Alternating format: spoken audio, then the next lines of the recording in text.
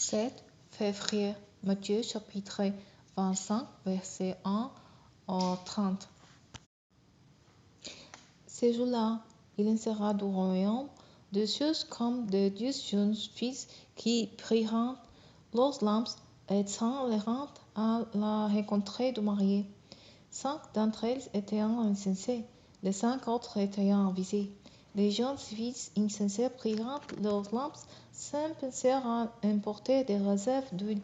Mais celles qui étaient avisées prirent avec leurs lampes des flacons contenant de l'huile.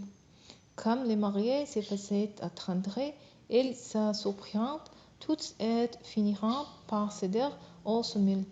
À minute, un cri retentit. Voici l'épouse, allez à se rencontrer. Toutes les jeunes filles se lèveront et prépareront les lampes. Alors les jeunes filles insensées s'adresseront à celles qui étaient avisées. Donnez-vous de votre huile, car nos lampes sont en train de s'éteindre. Mais celles-ci leur répondiront, non, il n'y en aura jamais assez pour nous et pour vous. Courez plutôt vous en acheter chez les marchands. Ils partiront en chercher. Pendant ce temps, les mariés arrivèrent. Celles qui étaient prêtes entrèrent avec lui dans la salle des noces, et l'on ferma la porte. Plus tard, les autres jeunes filles arrivèrent à leur tour. Mais elles errant beaucoup crièrent, Seigneur, Seigneur, ouvre-nous. Il leur répondit, Vraiment, je vous l'assure, je ne sais pas qui vous êtes. C'est pourquoi, ajouta Jésus, tenez-vous en éveil, car vous ne savez ni le jour ni l'heure de ma venue. Il en sera comme d'un homme qui partit pour un voyage. Il convoqua ses serviteurs et leur confia l'administration de ses biens. Il remit à l'un 5 lingots, à l'un autre 2 et à un troisième un sou, en tenant compte des capacités personnelles de chacun. Puis il s'en alla.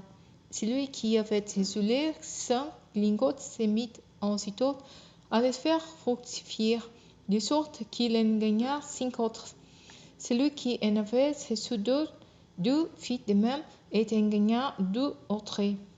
Quant à celui qui n'en avait reçu qu'un, il s'en alla creuser un trou dans la terre pour y cacher l'argent de son maître. Longtemps après, les maîtres de ses serviteurs revinrent et leur fit rendre compte de leur gérance. Celui qui avait reçu ces 5 lingots se présenta, apportant les 5 lingots supplémentaires qu'il avait gagnés. Maître, dit-il, tu m'avais remis 5 lingots, j'en gagnais 5 autres. Les voici. Très bien, lui dit son maître, tu es un bon serviteur, en qui l'on peut avoir confiance. Tu t'es montré fidèle à un peu de choses. C'est pourquoi j'ai été conféré des plus importantes. Bien partager les joyaux de ton maître. Celui qui avait reçu les 2 lingots se présenta aussi et dit, Maître, tu m'avais remis 2 lingots, j'en ai gagné 2 autres. Les voici.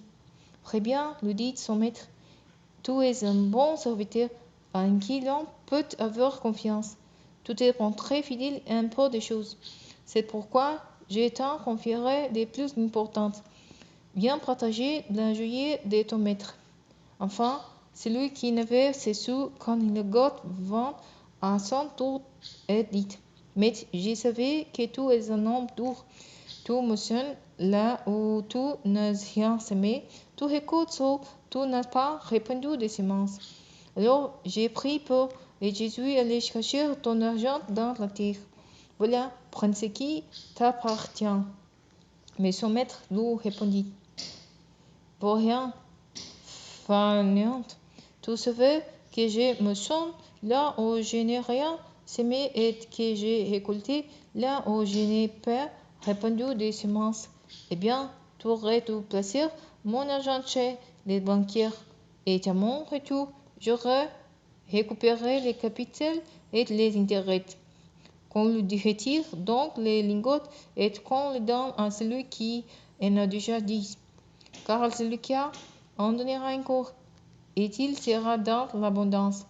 Mais celui qui n'a pas en ôtera même ce qu'il est. Quant à ses vauriens, jetez-les dans les ténèbres du dehors, où il y aura des pleurs et des mers regrets.